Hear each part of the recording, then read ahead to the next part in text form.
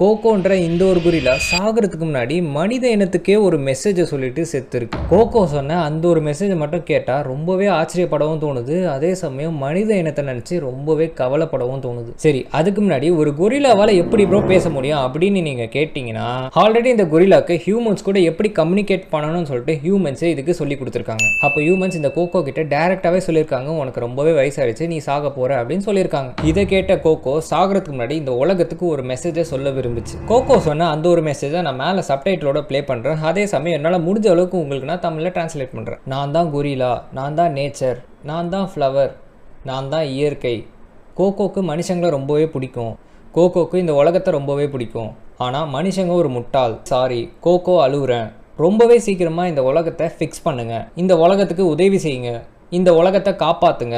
இந்த இயற்கை உங்களை பார்த்துட்டு தான் இருக்குது. இதுதான் பார்த்தீங்கன்னா கோகோ மனித இனத்துக்கு சாகிறதுக்கு முன்னாடி சொன்ன மெசேஜ். மனுஷங்க தானே பெட்டா பூனையெல்லாம் வளர்த்து பார்த்துருப்பீங்க. ஆனால் இந்த கோகோவே பூனையை பெட்டாலாம் வளர்த்துருக்கு. இந்த மாதிரி நம்மளுக்கு ஒரு மெசேஜ் சொன்னால் கோகோவை பற்றி என்ன நினைக்கிறீங்கன்றத கமெண்ட்ஸை சொல்லுங்கள்.